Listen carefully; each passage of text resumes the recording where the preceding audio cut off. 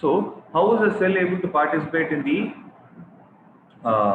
electrical circuit and supply energy to the electrons? How is it happening?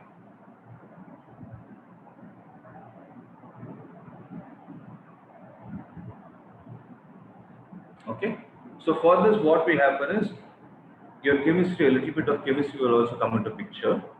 Let's see how it is possible. Okay, so basically when you take a cell consists of an important chemical in it called as an electrolyte, right? So all these are chemical terms. So in that electrolyte what will happen is you will be inserting two electrodes. So what do you mean by electrodes? Electrodes are the ones which are given the positive and the negative charges. Okay, so out of these two electrodes, one would have been called as the anode, which is the one with the positive charge, and the other one is called as the cathode, that is the one with the negative charge. Okay, so when this positive terminal and negative terminal is put into an electrolyte, what do you think is going to happen to this electrolyte?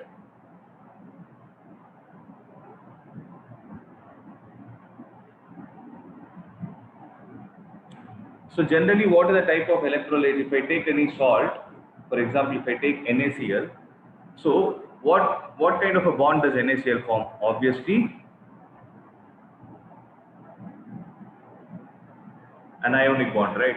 So it is going to split into Na plus and Cl minus. So if Na plus and Cl minus ions are present in the electrolyte, then due to the positive charge of one electrode and the negative charge of the other electrode, what will happen to the ions?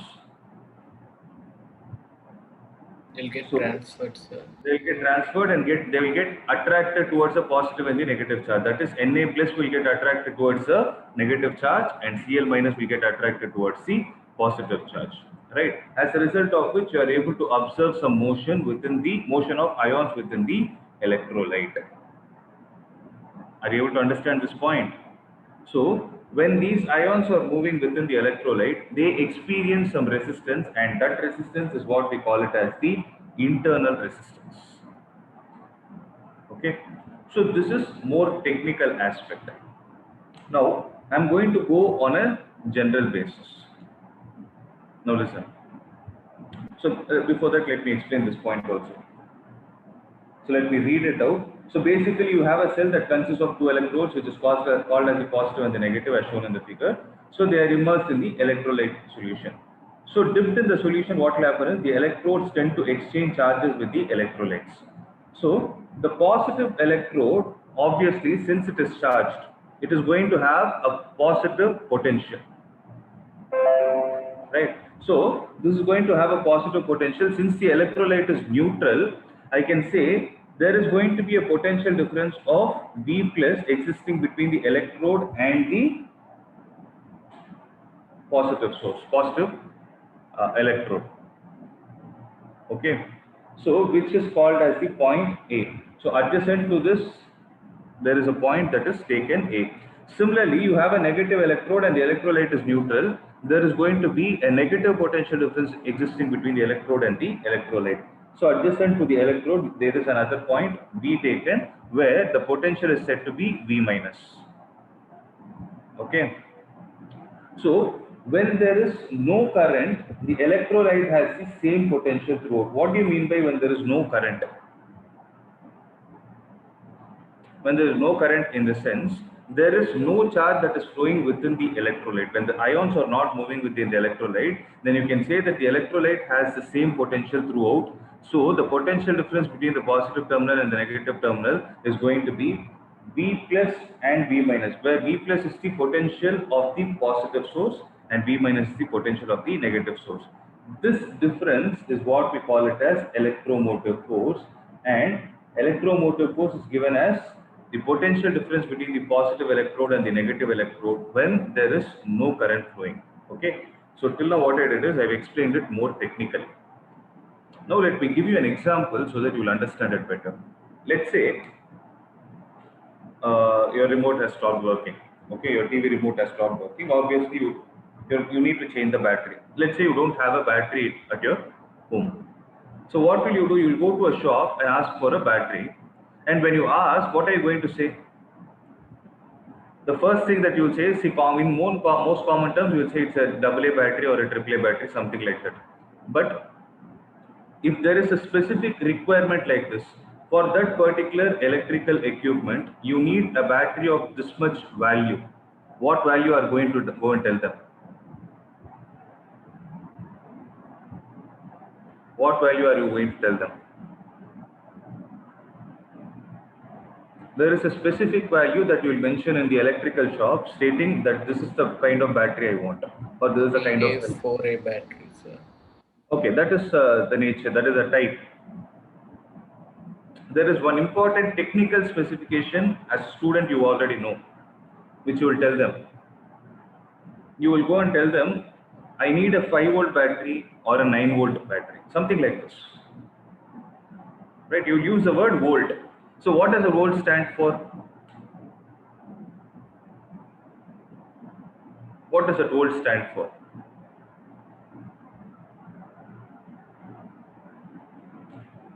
The volt is a unit of what?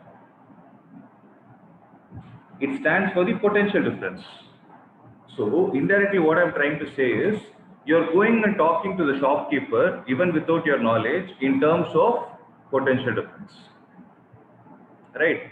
So you get a 9-volt battery, immediately you take it, you buy it from him. Is there going to be any current flowing through that? Is there going to be any current that is flowing through that?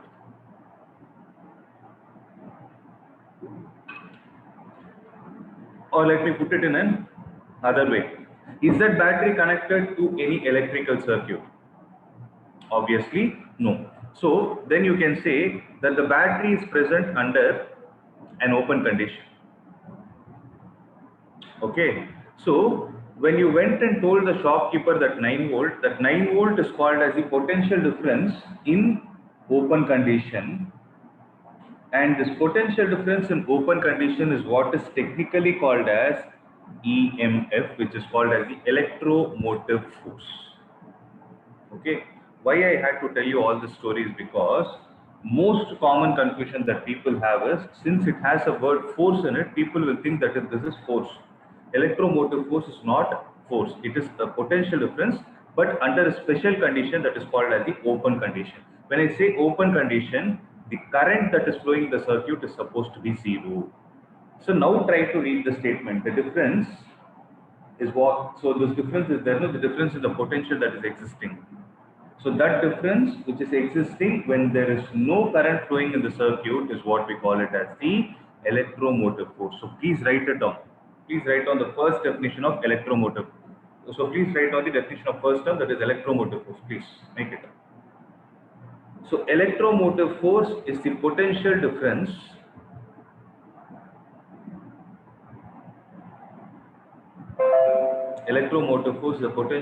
between the terminals of an electrode, when no current is flowing through the circuit. When no current is flowing through the circuit, in the bracket you can write it as open circuit.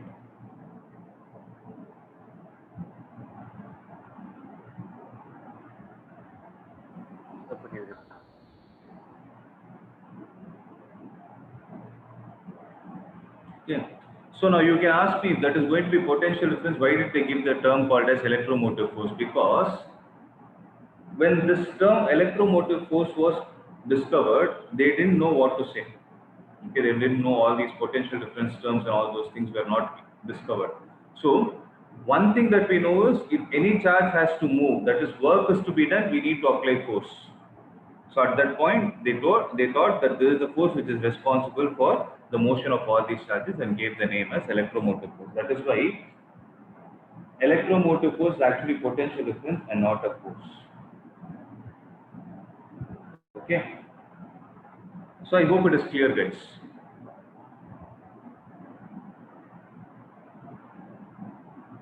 Right? Is there any doubt? No doubt, sir. Okay. So electromotive force is the potential difference in the open condition. Now comes another important question. So what does this internal resistance mean? Internal resistance is offered by whom? The reason why the term internal is used is because within the cell there is a resistance. Even you will not connect any resistor across it. In spite of it, there is some amount of resistance which you can find within the electrolyte solution. That resistance is offered to the flow of ions. So the electrolyte through which current flows has a finite resistance called as the internal resistance. So as of now, have this point in your mind, and internal resistance is represented by the symbol R. Okay, so have this point in your mind. Please make a note of this.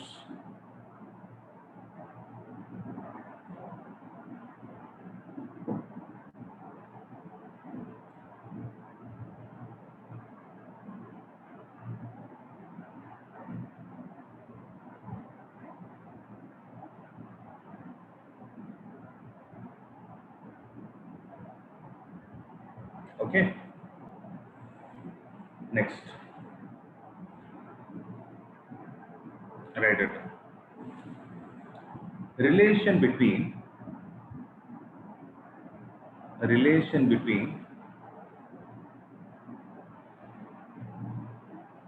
potential difference and relation between potential difference and EMF in the case of battery being discharged. The case of battery being discharged. So what do I mean by being discharged? Means the battery is supplying the energy to the surroundings. So you can ask me, is there a possibility where a battery can get charged also? Yes, it is possible. Like how your mobile phones have a battery and they get charged. When you take a battery and connect it across an EMF greater than the value of the initial battery, then it will get charged. Okay, that depends. Let's see it later. Okay. Now we are going to see what is the relation between potential difference and EMF in the case of a battery being discharged. So here when I say potential difference, this is under closed condition. Closed condition means there is a circuit loop that is formed. When I say EMF, this is under open condition. Okay. Now, suppose I have a cell. Okay. And the cell is having an internal resistance R. Okay. So cell has an EMF E and internal resistance R. Then the cells with some internal resistance are represented within a dotted box like this. Okay, they are represented within a dotted box like this. And let's say there is an external resistor connected like this. Now tell me, what is going to be the direction of current in this circuit?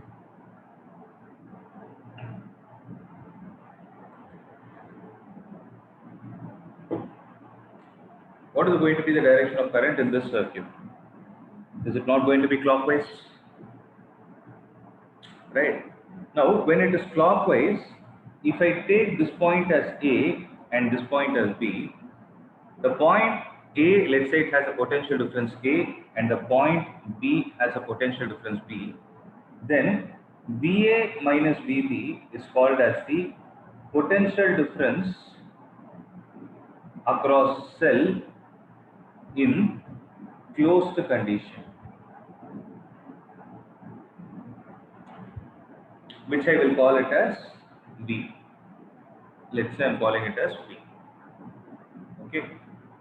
Then this stands for, this is not epsilon, okay, it is E. So EMF stands for or potential difference in open condition. Okay. Now let me make a small change in the circuit. Let's say I'm putting a switch like this. Switch is represented by the symbol S. Okay. So is this circuit under closed condition or open condition? Open, sir. It is open condition. So when it is in open condition, can I say that there is current going to be flowing in the circuit? Can I say that current is zero in the circuit? There is no current. When can I say current is flowing in the circuit? Only when it is forming a closed loop. If the current is able to revolve in a closed loop, I can say current is flowing. Here, it is open condition. In this case, can I say VA minus VB is nothing but the EMF?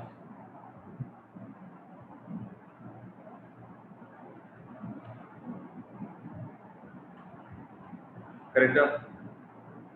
So in this case, I am going to say VA minus VB is EMF. Suppose I take a scenario where the same circuit is under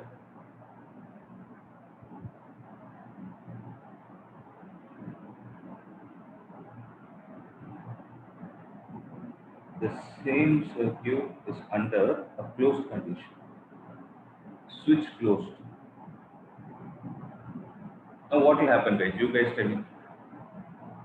Can I say there is going to be a continuous value of current flowing in the circuit I, of value I?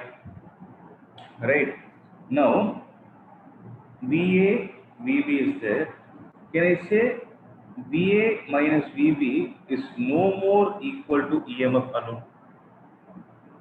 Rather, what will happen is VA minus VB will be equal to the EMF in the circuit minus some amount of potential drop is going to take place across the internal resistance, that is within the cell, of a value IR. Okay, so this is the relation relation between potential difference and EMF when the cell is getting discharged.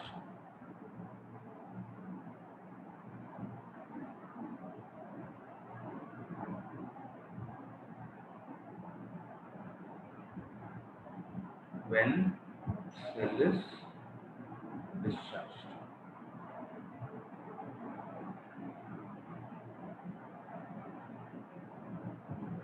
Yes, V is equal to E minus IR. Okay.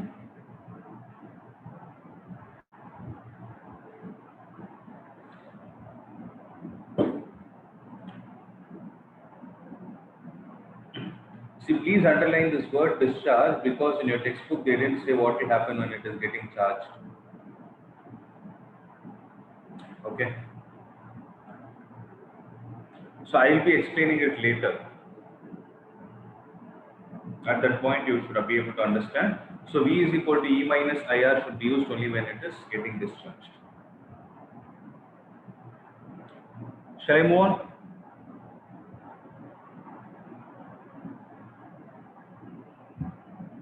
Now comes a very, very important topic of this chapter, which is called as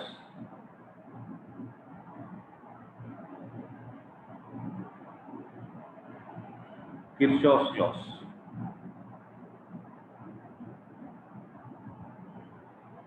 Okay.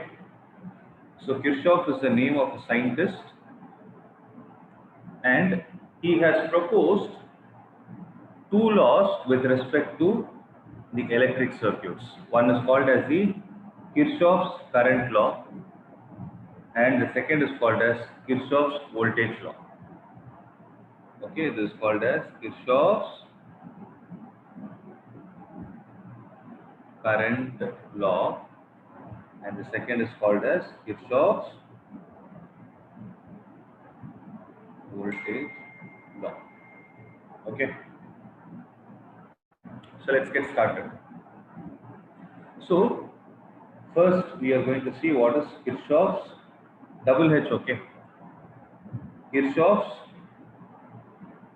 current law, or this has another name called as junction rule, or this also has another name called as node rule. Okay. This is a very, very, very simple law. Write down the statement.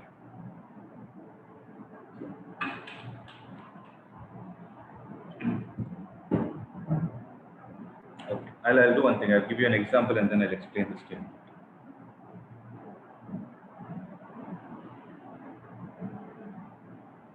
Okay, let's say there are 3 resistors which are connected in such a way that they are going from a particular junction. This particular point is called as a junction, or sometimes we call it as node. That is the reason why it is called as junction rule or node rule also. Okay. Suppose R1 is connected to some battery in such a way that the current in R1 is in this direction. Okay. R3 is connected in such a way that the current in R3 is in this direction, and R2 is connected in such a way that R2, the direction of current in R2 is in this direction. Okay. Then we can see there are 2 currents approaching towards the junction. Okay, there is one current leaving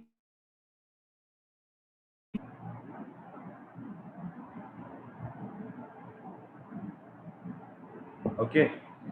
Now, according to KCL, please listen to this carefully. According to KCL, sum of currents entering the junction is equal to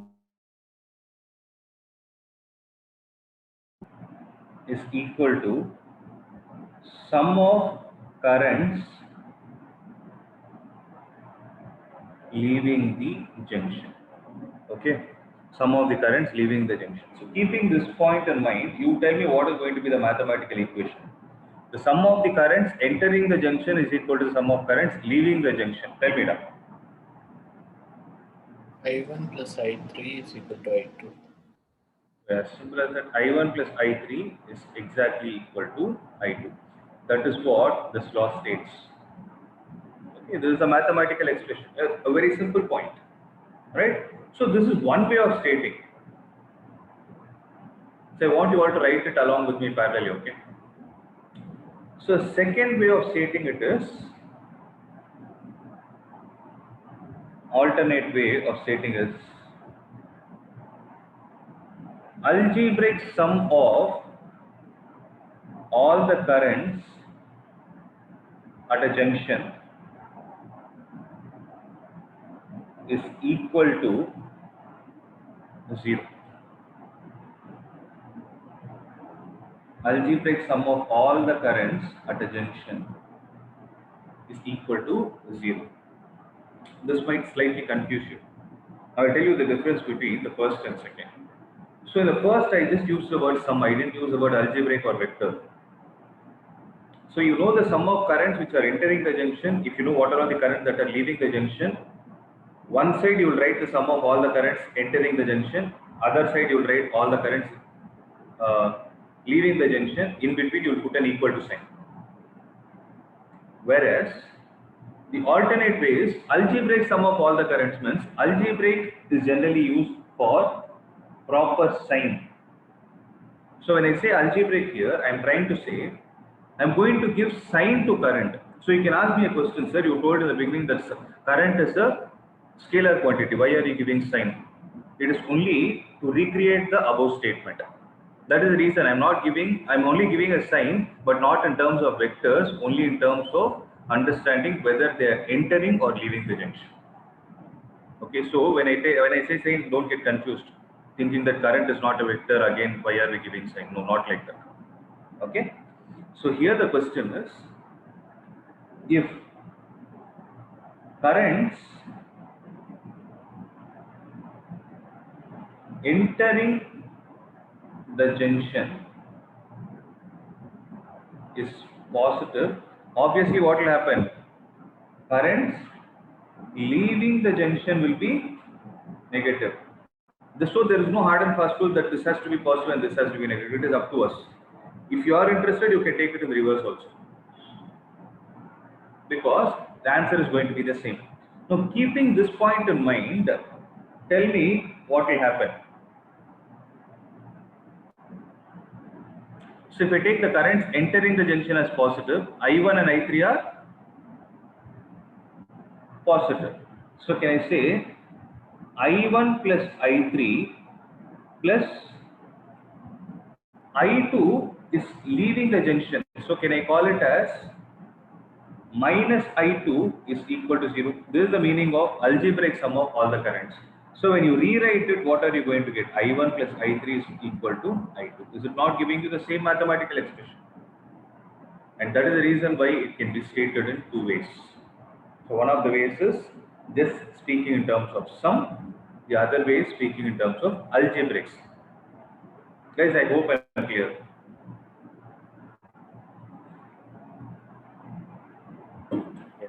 Yes, sir. That's good. Okay. So, with the hope that you guys have made a note of all the points, with respect to this law, make an important note. KCL is based on conservation of charge. So KCL is basically based on the conservation of charge. Okay. So this is one of the statements. Now, shall I move on to the next one? That is the next law, which is called as Kirchhoff's voltage law. This is also called as loop rule.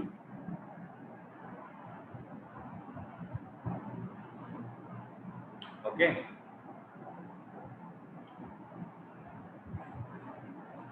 So write it down. In any closed circuit, see, basically this is defined only for a closed circuit. That is how technically it is stated, but I will tell you how to apply it for open circuit also. That is my way of doing it. But as of now, have it in your mind, it is applied only for a closed circuit, and that is the reason why it is called as a loop. So in any closed circuit, algebraic sum of EMFs and the product of current and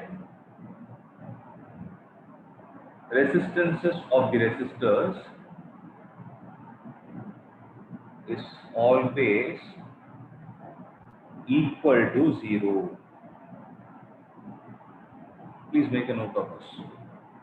In any closed circuit, the algebraic sum of the EMFs and the product of currents and the resistances of the resistors is always equal to 0. Here also, if you see, I use the word algebraic. What that algebraic means and how to apply it, I will explain it later.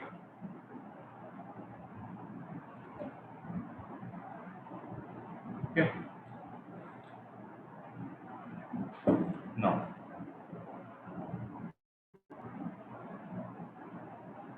I am going to take the simplest example that is possible.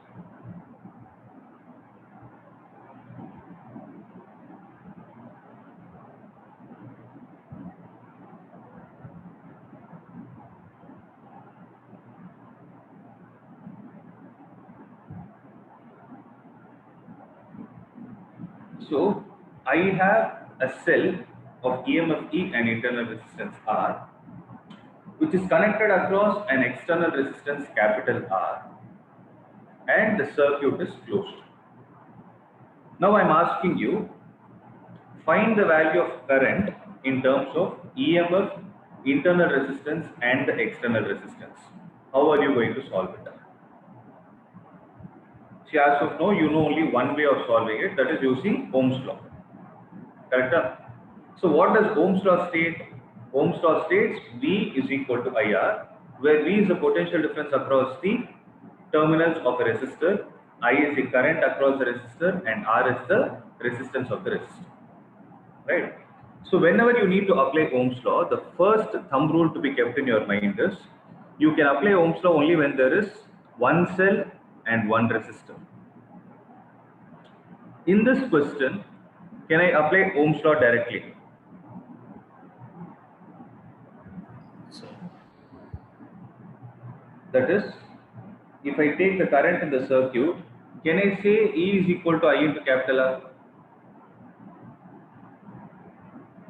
no, so we have internal resistance as well. First, my job is to convert this whole circuit into a circuit of one potential source and one resistor. So what will be the equivalent resistance? Is it not going to be R plus R? Now tell me that. If I take this as I, then E will be equal to I into R plus R. Correct?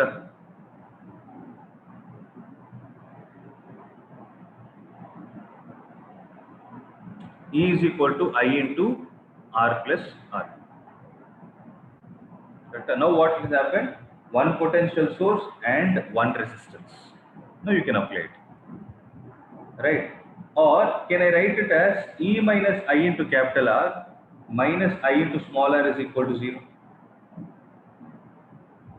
Guys, does this make sense? I just did a small mathematical rearrangement, that's it. So this is according to Ohm's law and this is according to mathematics as of now.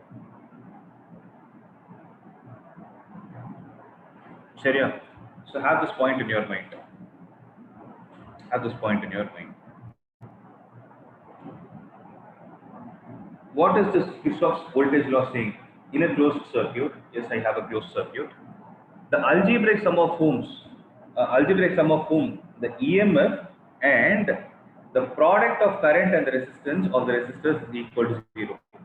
The algebraic sum of EMF plus minus IR minus I into small r is equal to 0.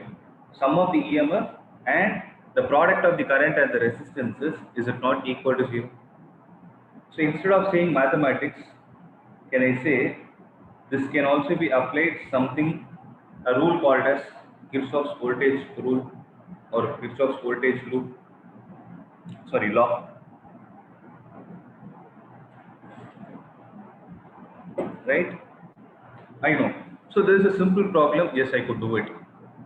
But there should be a generalized method where I am able to confidently apply it for any kind of a problem. So for that, I am going to give you a technique. Listen to this carefully. Okay, listen to this carefully. Sine of EMF.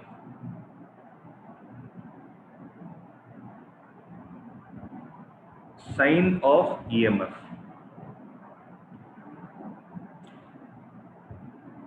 If, please underline this word U. If you are moving across a loop in the direction of higher to lower potential,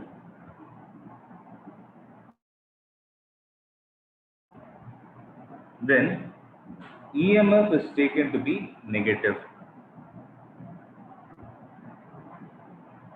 If you are moving, again underline the word you are moving across a loop in the direction of lower to higher potential,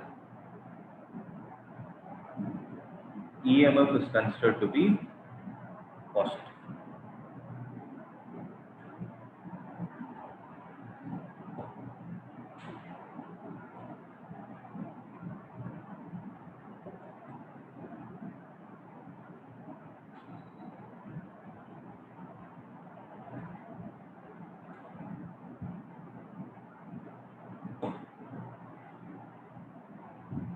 As of now, write down these things.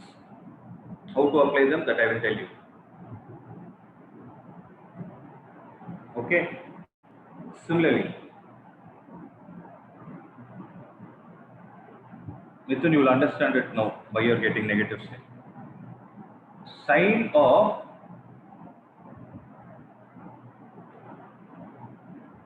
product of current and resistance. That is, if you observe this mathematical equation, no, you have two terms.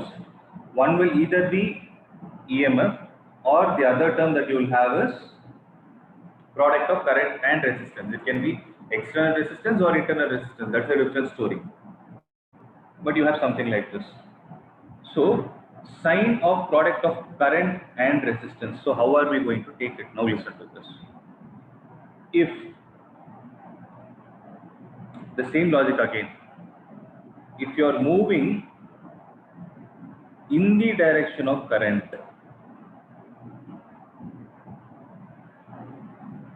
if you are moving in the direction of current, when I say in the direction of current, you are moving from higher to lower potential, then I into R is considered to be negative. Next, if you are moving in the direction opposite to current, I into R is going to be positive.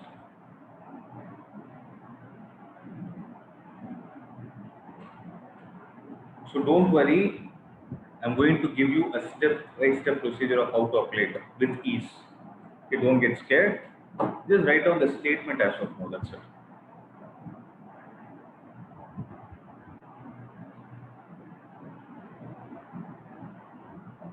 See, sometimes do it in reverse. Tell me.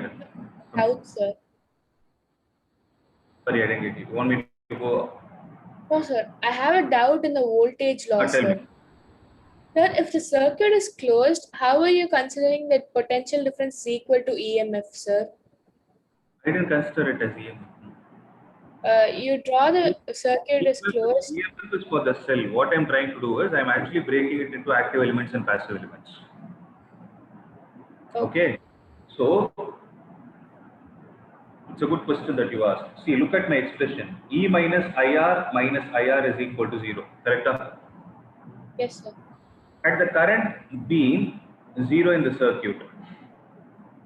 See, actually what I'm trying to say is, if you observe the statement, I'm talking in terms of dimensions, okay? Dimension in the sense, units and dimensions. So EMF also has a unit of volt. I into R according to Ohm's law also has volt. Right here, I'm calling it as potential difference. This is also potential difference. Correct? Are you able to understand till this point? Now, Yes, when the value of I is equal to 0, then what can I say that the potential difference of this circuit is? If you put I is equal to 0 in this, forget about the definition of EMF. If I put I is equal to 0 in this, what can I say is the total potential difference present across the circuit?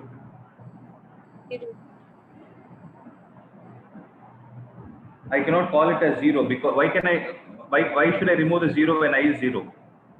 Because the circuit is going to be under open condition. What did I say? Kirchhoff's voltage law is for. It is applicable only for closed condition. So what I am trying to say is this E minus IR minus I into total R is actually the total potential difference present across the circuit. So Kirchhoff's voltage law says that the total potential difference present across the circuit is actually equal to 0. Under what scenario? When the circuit is closed. But when the circuit is open, if I put I is equal to 0, what am I going to get the total potential as? This and this will get cancelled. Is it not that the total potential is completely equal to EMF? Yes, sir. Right.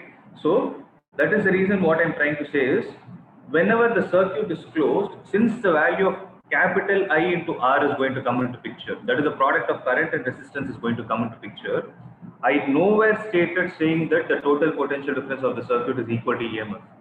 So your question is valid. So from the total EMF, that is, I have a 5-volt battery in my hand. How much is being consumed? Let's say that capital R is a small bulb and small r is the resistance within the cell. So I have a 5-volt battery in my hand. That in that expression, I'm only trying to calculate how much amount of energy is taken by the bulb and how much energy is taken by the internal resistance. And from this 5-volt, I'm subtracting those two. Frida, that is another way of looking at the perspective. If you're clear, it is fine. Okay. But think about it, at some point you will get the answer. So if it is not too clear also, you think about it, you will get the answer. Am I okay? Yes, sir. No. I told you I'm going to tell you all these points, right? Like I'm going to solve the same simple circuit that we have taken using the Kirchhoff's voltage law, small r, capital R. Now listen to this carefully. Okay. So what does Kirchhoff's voltage law state? I need to write the algebraic sum of EMF and the product of the current and the resistance. So how to validate whether your equation is right or wrong? For that, the first checklist that you need to create is, you should count the number of elements that are there in the circuit. How many elements are there? When I say elements, it can be passive elements or active elements. How many elements are there?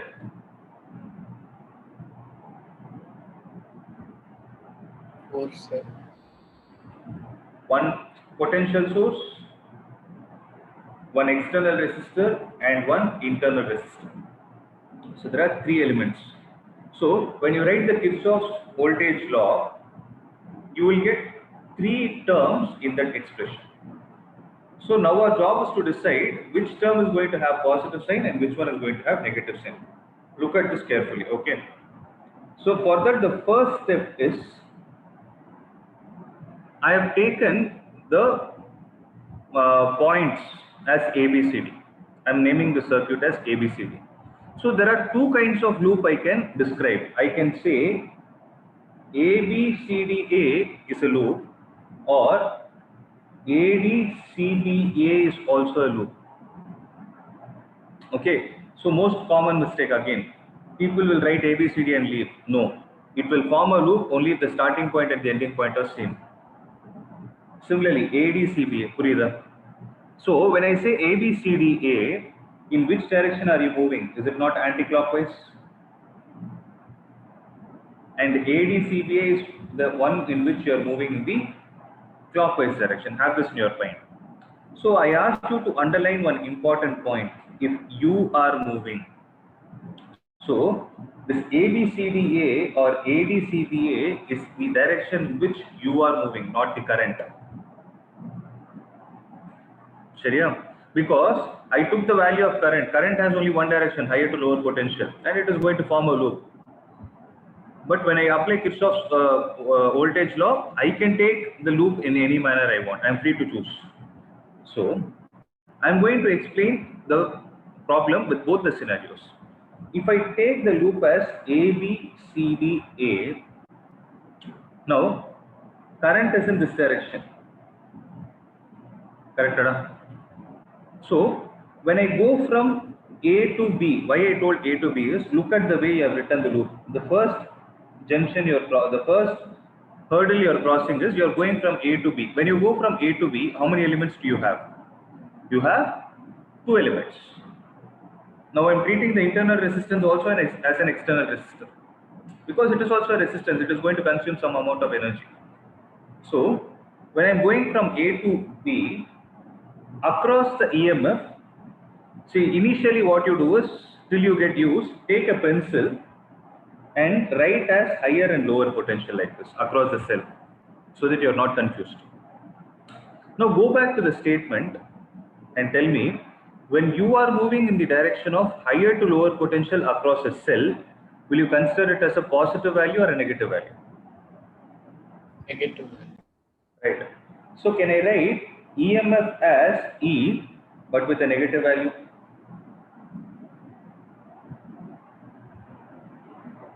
Right. And across the resistor, if you are walking in the direction opposite to the current. Current is in this direction and you are moving in this direction because A to B you are going from left to right. You are walking in the direction opposite to the current. What will happen? Last statement.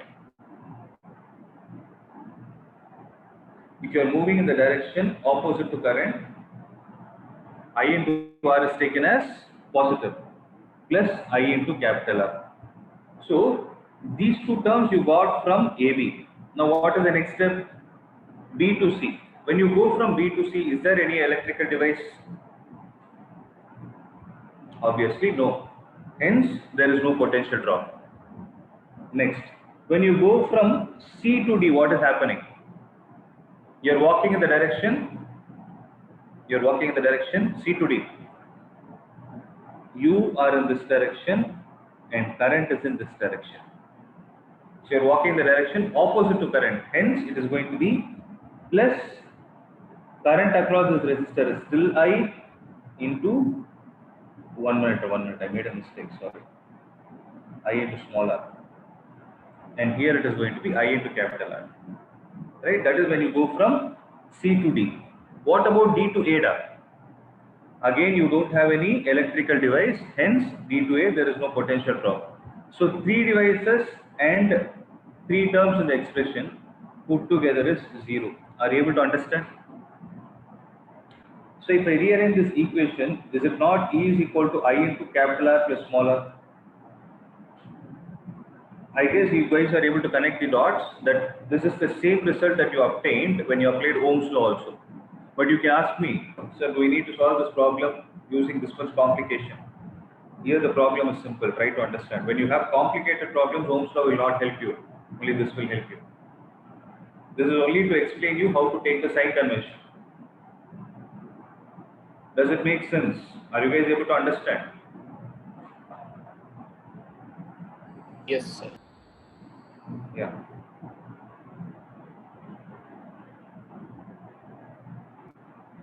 Now let's do the reverse scenario. You guys tell me that. If I take the loop ADCBA, sorry, ADCB. When I go from A to D, is there any potential drop?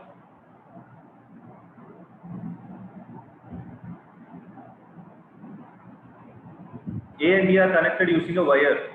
See, wherever 2 points are connected using a wire without any electrical device between them, then the potential difference between those 2 points is 0. Because the wire is assumed to be of 0 resistance. சரியா? So when you go from D to C, what will happen?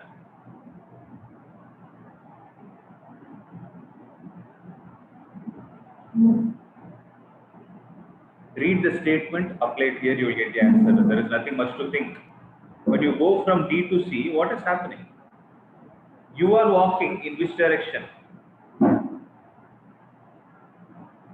Anti-clockwise. Direction of current.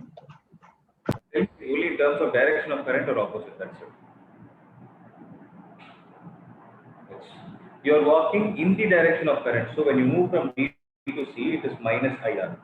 Similarly, when you go from C to B, no, it's a wire, no potential drop. When you go from B to A, across the resistor, you are walking in the direction of current. So minus I into small r, and across the EMF, across the potential source, you are walking from lower to higher. So plus E equal to 0. Very good. Right. Now are you guys clear? But when you solve both, if you observe, they'll give you the same answer. That is a trick. Okay, that's how this law works. It is a very, very, very useful law. You can solve any complicated circuit using this. How to solve that I will teach you. How to think I will teach you. But only thing is you people should be clear about the sign convention. Only then you will understand what I am trying to say. So if you are clear with it, I will proceed.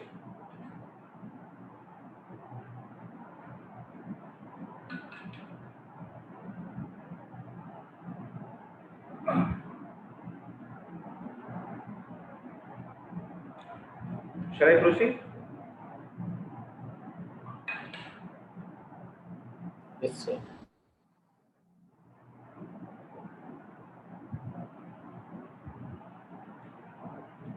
no method. It is not used in one resistor or this thing. It can be used for a very big network also. That's what I'm going to do. I'm going to do an example problem. Now we will visit a textbook example. You will get better clarity.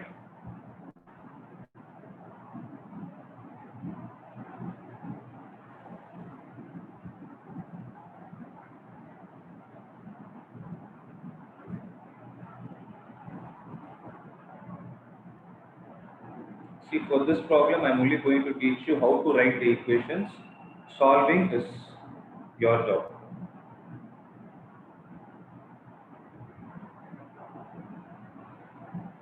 Okay, what did they ask? So determine the current in each branch of the network. This is no more called as a circuit, it is called as a network. You have to understand. Okay, so here network means more than one cell, something like that. The complicated circuit can be called as a network, according to me. Sharia? First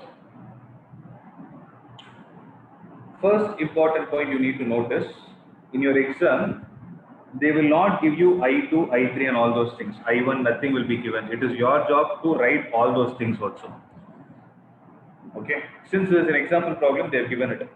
Second important point, whenever you need to solve a problem using Kirchhoff's law, both the laws will be applied in that problem. You need to apply both the laws simultaneously. It is not like they are independent laws, they are dependent.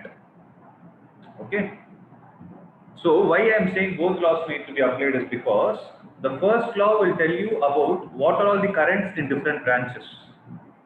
The second law will help you to write the equation which is relating the EMF and the current, EMF and the product of current and resistance. Now listen to this. How to start? If suppose all these values are not given, the first step that you need to do is look at the circuit. If you have more than one cell, I'm not talking about a battery. If you have more than one cell, look at the cell with a greater EMF. So obviously I have a 10 volt cell, right? So from there, take the initial current. Let's say the cell 1, that is 10 volt, is supplying a current of I1. Okay, this I1 is coming towards this junction. So think of it like 10 ampere. When the 10 ampere is reaching a particular junction, what will happen is it will start splitting into branches. Let us say that from this I1, I2 current has got shifted to this particular branch. Then according to the Kirchhoff's current law, how much remaining current will flow through the other branch? Obviously, it is going to be I1 minus I2. Is everyone clear with this step? Is everyone clear with this?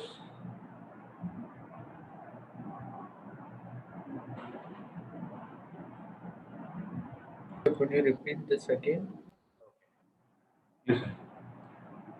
This is I1, I2.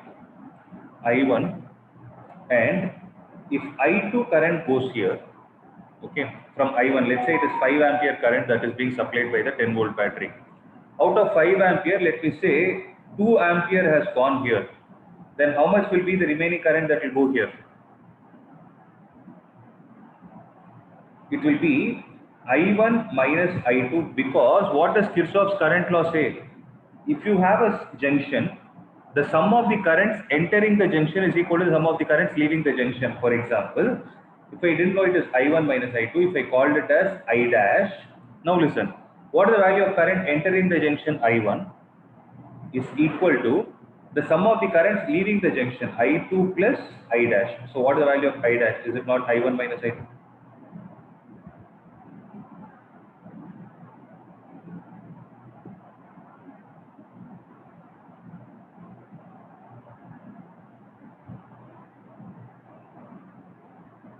Understood, Ram? Yes, sir. It's a simple logic. So now what will happen is I will concentrate on I2 and I will concentrate on the junction towards which it is reaching. I'm going to apply the same logic, nothing else. See. Okay, I see only problem is I have to explain it according to this question. I'll go with this only. Let me see what they have done. Okay. In this problem, they have done it in a slightly different way. I will solve it in a different way, but okay, I'll explain it according to this. This is also right only. So what they did is, I'll tell you this logic.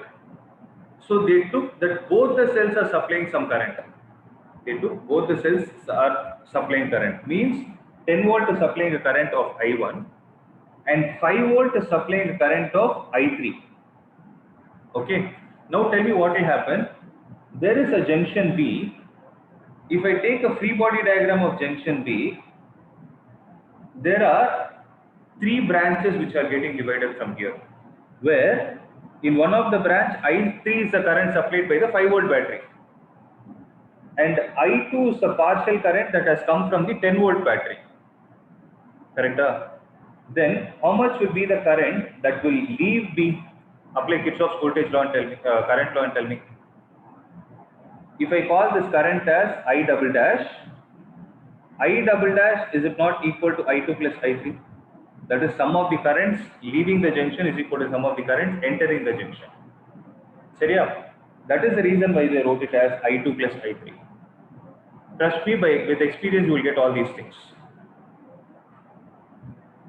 Okay. Now this I2 plus I3 is going to the junction C. So what will happen? From the junction C, how many branches are getting divided up? How many branches are there? From the point C, one branch is like this and the other branch is like this. Right? So that is one branch is CA and the other branch is CD. So I2 plus I3, but I know the fact that 10 volt battery has already started supplying a current of I1. Okay. So whenever a battery supplies a current I1, the same amount of current is supposed to come back because it is based on conservation of charge. So the same amount of current is going to reach back the junction or reach back the battery, sorry, cell I1, 10 volt with the value I1. So from this I2 plus I3, can I say if I1 has got split here, then how much is the current that is going to flow across CD down? Is it not I2 plus I3 from this remove I1, which is going to be the value here? Correct? Now, this is I2 plus I3 minus I1. At this point D, what is happening? There is a current that is reaching the junction. There is a current that is reaching the junction. So, how much will be the current that is leaving the junction?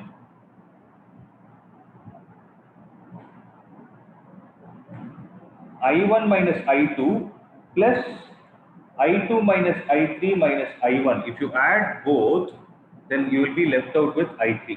Now you see, I3 is the current supplied by the 5 volt battery. The same I3 is coming back. So this is the first crucial step. And since this is the first problem, I want everybody to confirm if you guys have understood. Then I'll proceed to the next step confidently. Is everyone clear with the diagram that they have given?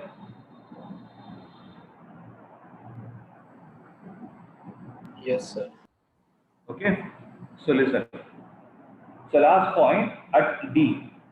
At D alone I will write it.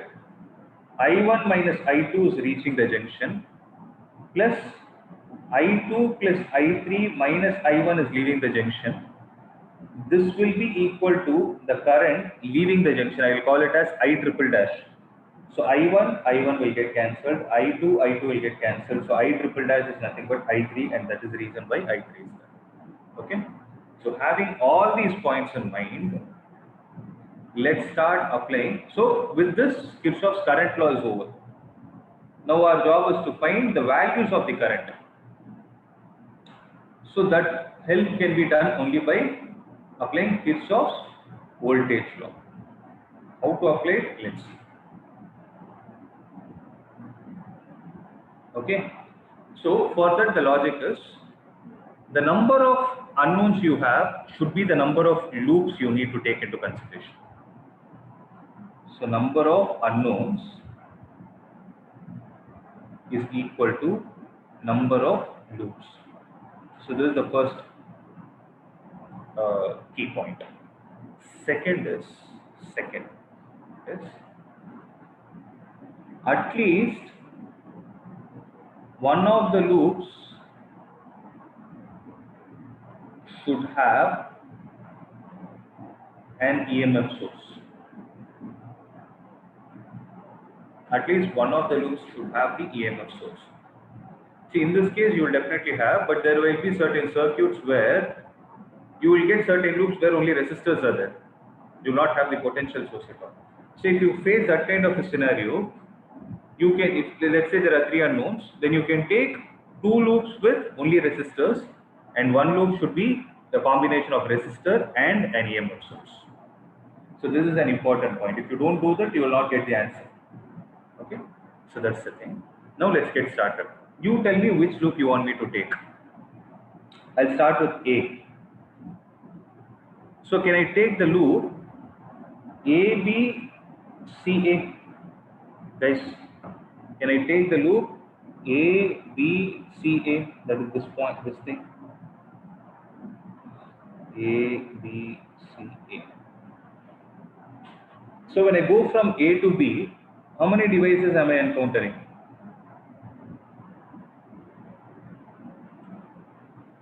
One device. One device. So is that one device an active element or a passive element? It is a resistor. So for resistor, what is the key point I need to think? A to B is the direction in which we are moving. You are walking in the direction of current. So what should I write? Minus 4I2. Okay. Now, when you are moving from B to C, what is going to happen? From B to C also, you are walking in the direction of current. So what will happen now?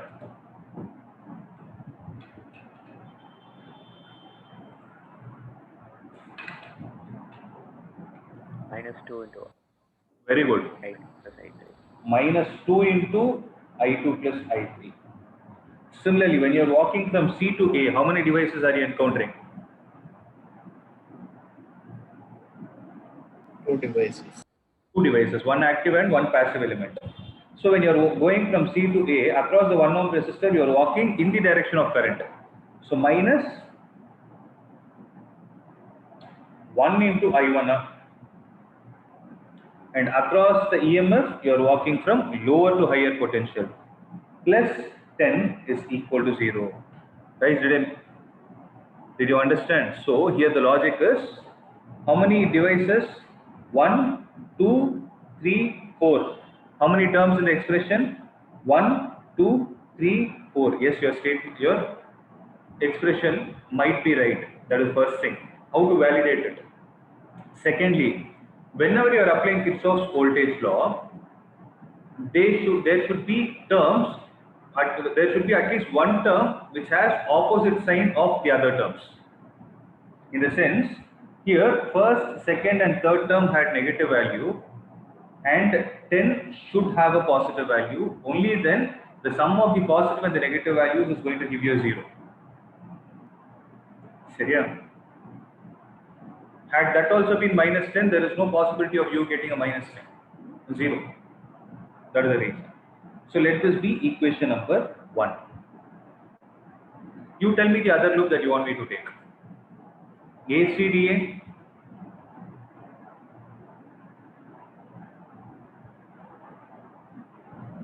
So can I take ACDA? You guys tell me that. Can we go a little fast? When you go from A to C, how many devices? 2 devices. 1, 2. There are 2 devices when you go from A to C. So when you walk from A to C, across the cell you are going from higher to lower potential. So minus 10, whereas across the resistor you are walking in the direction opposite to current. Plus 1 into I1. Okay. Similarly, when you go from C to D, what is happening? You are walking in the direction of current. So minus of I2 plus I3 minus I1 multiplied with 2. Similarly, when you walk from D to A, minus of 4 into I1 minus I2 is equal to 0. Now count and see. No? 1, 2, 3, 4. 1, 2, 3, 4. Yes, 4 terms with opposite signs. There is at least one term with an opposite sign. So let this be equation number 2. The third equation, you can take any other loop and write the equation. Then you need to apply mathematics to solve it. That's it. That part I'm leaving it to you. Okay. So what I will do is I will take the loop A, B, B and A. I will take the loop A, B, B, A. When I go from A to B, minus 4I2.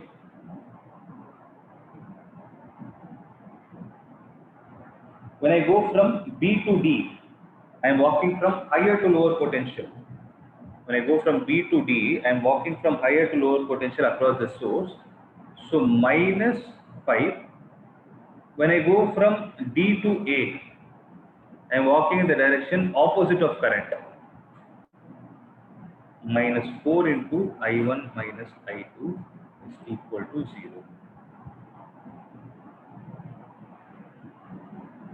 Okay.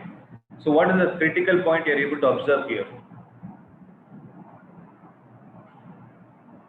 Sorry, not minus 4. Yes, sir. Plus 4 into I1 minus I2. Yeah. Right? So this is the third equation. So 3 unknowns, 3 equations, solve them, you will get the answer. Okay.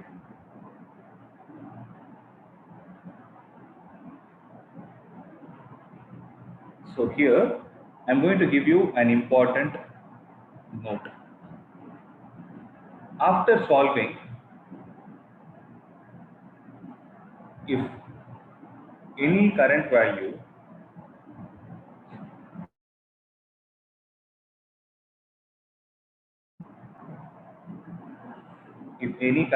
comes out to not be 0, if any current value comes out to be negative, it means the direction of current assumed by us is wrong. Okay? But is there any harm due to it? No. Okay? Because since initially you are taking I1 and I2 as unknowns, you will obviously not know which direction of current is going to be right. But mathematically, if you get the value of I2, let's say it's coming out as minus, for example, in this problem, let's say when you solve and I3 comes out to be minus 5 ampere, then it clearly says that I3 is not flowing towards B, rather it is coming from B. That's it. That is the only point. You can write it at the end. That's enough. Nothing else you need to do. Okay. So I repeated that you are free to choose the direction of current the way you want.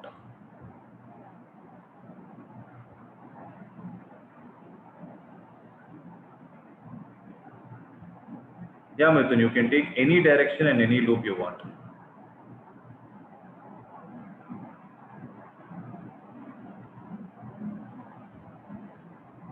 But whenever you are taking those kind of, if suppose you are taking 3 loops, at least one of the loops should have a cell. Don't forget that one point. I have taken 3 loops. Obviously, ABCA, ADCA, ABDA. These are 3 different loops only. No?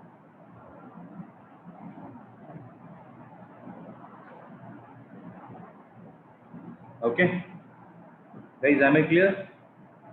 So, one last problem that we can do is an exercise problem.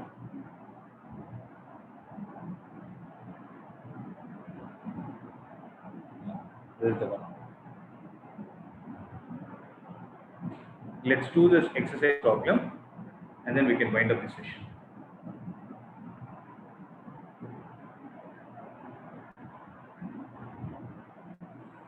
So determine the current in each branch of the network shown. Okay. So how to solve this? If you have, as I told you, they will not give you the value of currents. This is actually a simple problem because there is only one cell. So let's say the current supplied by the cell is I. Okay, and the same value of I is going to flow here. So at this junction, what will happen now? Let's say I1 is going to flow through this particular branch, then how much will be the current that will flow from A, B, C? I'll take this point as D. How much will be the current flowing from A to D? Obviously, I minus I1. Okay, this I1 is going towards this junction. Let me call this as I2. Then how much will be the current here down? Somebody.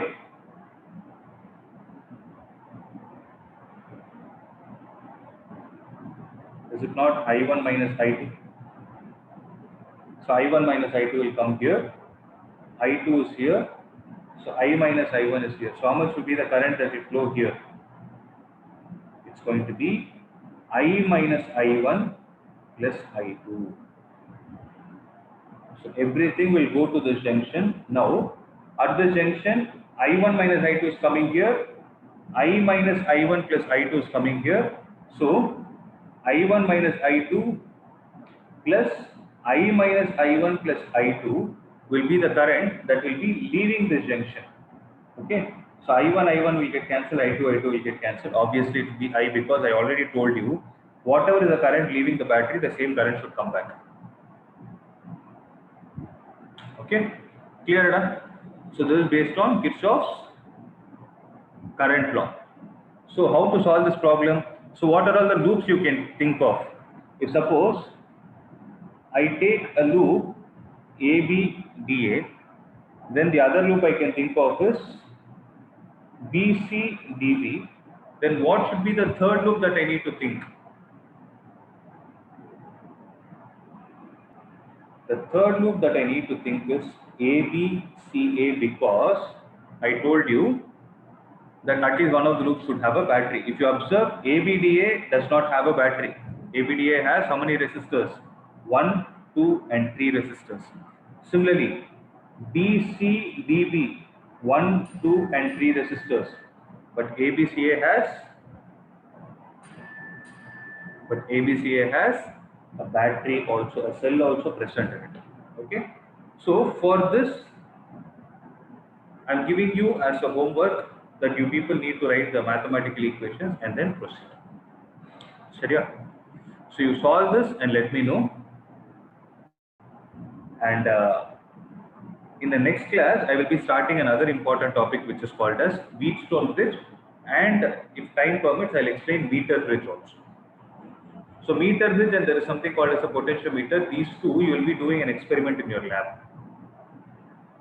Meter bridge is easy to explain, but potentiometer I will see. I already have a recorded video of it. Maybe I'll give that, but unless you do the practical of it, you are not going to understand. Okay. So that is the reason I always hold that point. Anyways, we'll see as time progresses. Is there any doubt from today's class? I have a doubt in this. In this question, huh? Yes, sir. Please tell me. Yeah, we have taken the junction as D, right? Like with respect to D, we are finding it in this question. Like the junction we took here is with respect to D, right? With respect to? D, point D. Nothing. In the second one you're saying, BCDB. No, so the calculation which you did now, you wrote on the diagram. You have a doubt at this step, somewhere over here. Is that what you're saying? Yes, sir, somewhere there. Okay. So I1 is the current which is reaching this point. This point is clear. If I assume I2 is leaving this junction, then how much will be the current that will come out here? If I call this as I dash, then I1 is equal to, can I call it as I dash plus I2? So I dash will be equal to I1 minus I2. That is the reason why I wrote it as I1 minus I2. Rohan, is this what you're asking? Or did I understand something wrong? So for each point, each junction, we have to take it separately, sir. Maybe I'm not sure if I did it very fast that you people got confused. I told you this method, no? So this is there, no? You have to work something like this on a rough paper and then you can write it here. Okay, sir.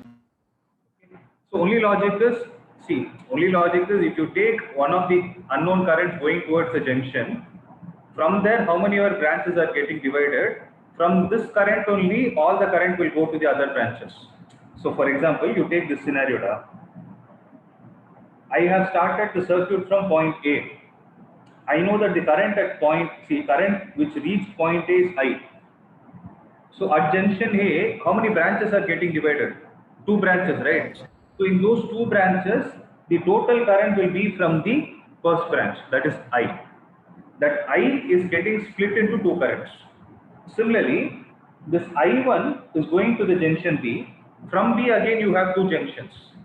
From this I1, one current will go in this direction, other will go in this direction. That is why we are taking the case of splitting. Okay, sir. I understood.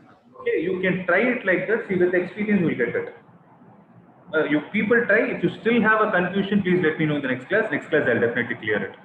But before asking me a doubt, you guys do some homework at home. Okay, don't just give up saying that I didn't understand. Try it. Okay. Anything else?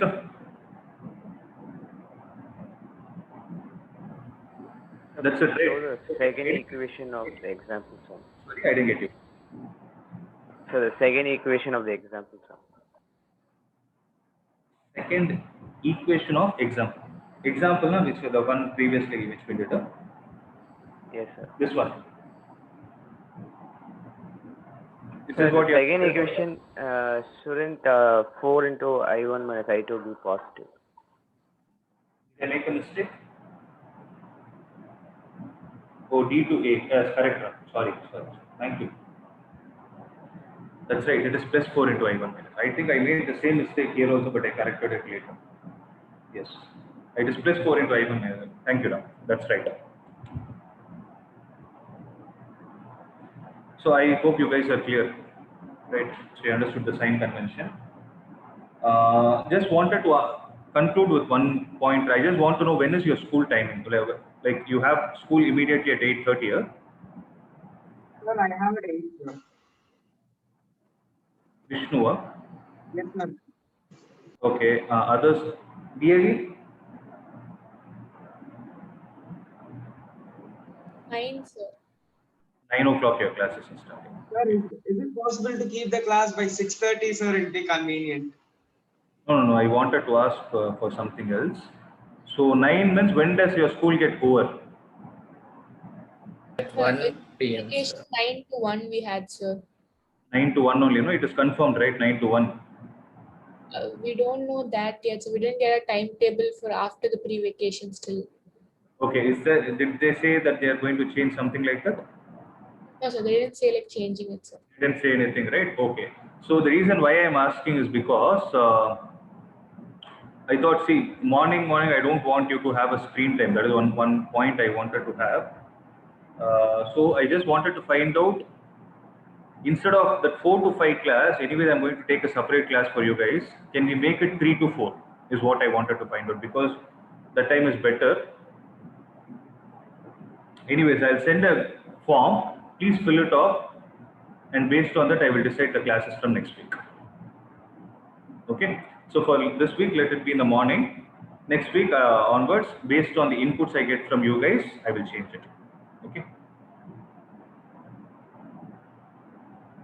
Yes, sir. Thank you, sir. Yeah. See you guys. Thank you. Thank you. Thank you, sir. sir. Thank you, sir.